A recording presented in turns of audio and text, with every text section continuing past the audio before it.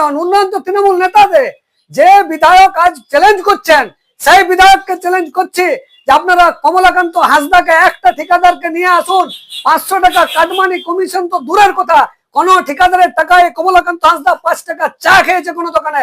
আর আমি চ্যালেঞ্জ করছি এই বিধায়কের ছেলেকে, এই তার বাবাকে, যে তারা কোন একটা ঠিকাদার এসে বলুক যে তার যে ধর্মের হোক তার ধর্মস্থানে দাঁড়িয়ে যে 15% টাকা এই বেলথরিয়া পরিবারকে না দিয়ে সমিতি, জেলা পরিষদ, গ্রাম পঞ্চায়েতের কোন টেন্ডার হয়েছে যদি আমাকে প্রমাণ করতে পারে, আমি একজন সেদিন থেকে আমি বিরোধী ছাড়বো আর জনগণের সামনে দাঁড়াবো, জুতার মালা পরাবে আমাকে। 100% জয়ের আমরা নিশ্চিত রেখেছি। 100% এখানে ভারতীয় জনতা পার্টি জিতবে এবং কমলাকান্ত হাসদা জিতবে। কারণ এত প্রতিকূল পরিবেশের মধ্যেও রাজ্য সরকারের বিরোধের প্রতি এত বৈমাতৃসুলভ আচরণের পরেও আজ আমি যে গোরাঙ্গি অঞ্চলের তালাজুরি মোড়ে দাঁড়িয়ে বক্তব্য, সেই অঞ্চলে 5টা হাইমাস্ট লাইট 3.5 লাখ টাকা করে এবং মা কাঞ্চনেশ্বরী স্থানে 8.5 লাখ টাকার সোলার জল, তা আমরা কাজ করে গেছি। এমনি প্রতিটা অঞ্চলে, বড়রা অঞ্চলে 1390 ভোট ব্যাগ দিয়েছে, সেখানে প্রায় 18 লাখ টাকার কাজ করেছি। আজ ব্লকে 6 ম্যান কমিটি ছিল, চেয়ারম্যান অল ইন অল ব্লকের বিধায়ক, সেটা সাইড করে রাখা হয়েছে। সব সময় সব জায়গায় এই সরকার বিরোধীকে মুখ বন্ধ করে রাখার চেষ্টা করে, সেখানে আমরা কাজ করেছি।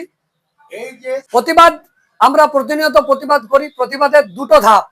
এক ধাপে আমরা সংশ্লিষ্ট আধিকারিককে জানাতে পারি, তিনি সিস্টেমের বাইরে কিছু হলে তিনি আইনি ব্যবস্থা নেবেন, এবং দ্বিতীয় ধাপ হচ্ছে পাবলিককে নিয়ে আন্দোলন করা। আপনারা জানেন বিভিন্ন সময় 18 পঞ্চায়েত দেখেছেন মিথ্যা কেস, ব্লকে হাতে ডাং নিয়ে যে পরিবার দাঁড়িয়েছে তাদের হাতে ডাং, মানুষকে মেরেছে, একটা ভীত সন্তুষ্ট পরিবেশ।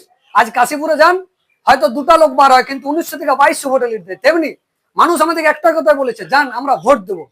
আজ ব্লকে বাপের জমি নিজের নামে তুলতে গেলে হাজার হাজার টাকা লাগছে। আমরা সবসময় আন্দোলনে চেয়েছি, কিন্তু সেভাবে শুধু কর্মীরাকে পাশে পেয়েছি, মানুষরা ভয়ে রাস্তায় নামেনি, কিন্তু মানুষ আমাদেরকে ভোট দিচ্ছে। তাই দেখুন, এত প্রতিকূলতার মধ্যেও আমাদের এমপি জিতেছে। আগামী দিনে আমরা জিতবো। দেখুন, এটা একটা মার্কেটে খাওয়ানো হচ্ছে। আপনি বলুন তো, কমলাকান্ত হাসদা যে গ্রামে বাড়ি মরল, বিগত দিনে বামপন্থী বিধায়ক সুরেন্দ্রনাথ মাঝিও ছিলেন। বিষয় হচ্ছে, কোন দলের কোন এমএলএ সকাল থেকে 275টা বর্তমানের বিধানসভায় যে বুথ, সকালবেলা নগর কীর্তন করতে পারবে না। সেখানে কোনো কর্মসূচি হলে বিধায়ক যত জায়গা হয়েছে উপস্থিত হয়েছে। বিগত দিনে হারা এমএলএও ছিলেন, প্রাক্তন এমএলএ, তিনিও 10 বছর জিতেছিলেন। কোন বুথে কতবার গেছে, আমাদের বরাবরের বিরোধী। আমরা তো জীবনে দেখতে পাইনি, এবং 1 পয়সা 10 বছর ওনার কাজ হয়নি।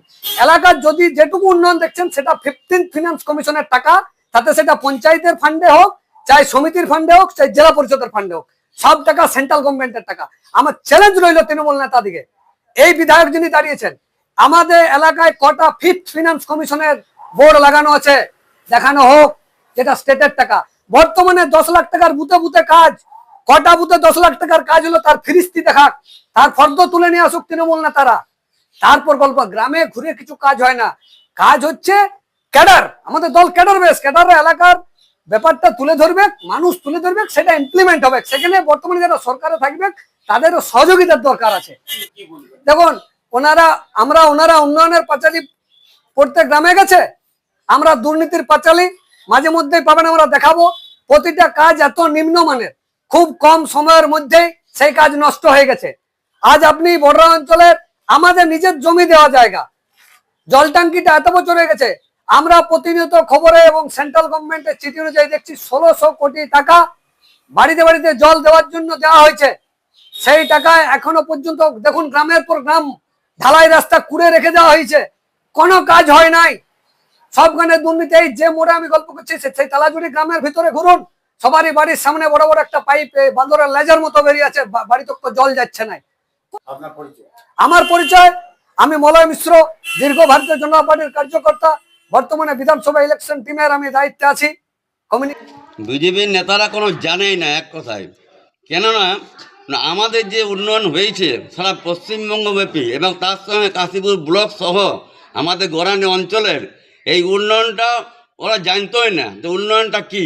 এবং আমাদের বিধায়ক ছিলেন 2011 থেকে 10 বছর, তো উনি যে কাজগুলো করেছেন সেটা আগামী মানে 10টা বিধান মানে আপনার বিধায়ক গেলেও সেই কাজগুলো ধারে পাশে যেতে পারবে না।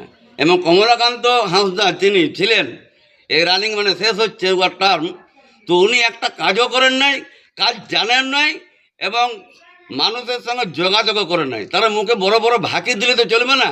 আমি চ্যালেঞ্জ করতে পারি যে ওদের যে নেতারা আছে তারা কাটমানির প্রশ্ন তুলেছে, তা আমার সামনে এতে প্রমাণ করুক। আমি লালমোহন ভট্টাচার্য গরান্ডি অঞ্চল তৃণমূল কংগ্রেসের সভাপতি বলছি অন টেবিলের উপর, যে ওরা যদি একটা প্রমাণ নিয়ে আসতে পারে তাহলে আমরা তার পরদিনেই তার জবাব আমরা দিয়ে দেবো। তাহলে আপনি কি বলছেন যে তারা যে সকল বক্তব্য দিয়েছে মিডিয়ার সামনে সেটা কি যুক্তিহীন? ওরা একদম যুক্তিহীন, ভিত্তিহীন, তার কোনো মানে হয় না। ওরা দেখবেন মুখে বড় বড় কথা বলে। নরেন্দ্র মোদী 2014 যখন আমরা প্রধানমন্ত্রী আগে নির্বাচনে দাঁড়াই তখন উনি বলেছিলেন যে আমরা মানে বেকার ছেলেদের বছরে 2 কোটি করে চাকরি দেবো, প্রতিটি মানে পরিবারে প্রতিটি মানুষের জিরো ব্যালেন্সে যে টাকা তাদের 15 লক্ষ করে টাকা দেবো, কিন্তু একটাও দিয়েছে কি জনগণকে জানে না, দেয় না, কিচ্ছু না। মুখে বড় বড় কথা বলে আর কাজে মানে আপনার পরিযায়ী পাখির মতো নির্বাচনে আগে আসবে আর ওরা চলে যাবে। তাতে মানুষ কিছু মদমাতাল কিছু সংখ্যক আছে তারা হয়তো বিভ্রান্ত হয়ে পড়ে যায়, কিছু গরিব মানুষকে প্রলোভন দেয়, কিন্তু কাজের কাজ কিচ্ছু না। তাহলে এই বিধানসভায় কি মনে করছেন? এই বিধানসভায় আমরা তো বলছি, আমি গরান্ডি অঞ্চল থেকে আমি অঞ্চল সভাপতি হিসাবে বলছি, আমাদের 14টা বুথ প্রতিদিনে আমরা পরিশ্রম করছি, যাচ্ছি মানুষের সঙ্গে যোগাযোগ করছি। যা রিপোর্ট যে 3000-এর উপরে আমি এই গরান্ডি অঞ্চল থেকে লিড দেবো। আপনার নাম? আমার নাম লালমোহন ভট্টাচার্য, আমি সভাপতি গরান্ডি অঞ্চল তৃণমূল কংগ্রেস কমিটি। গুড।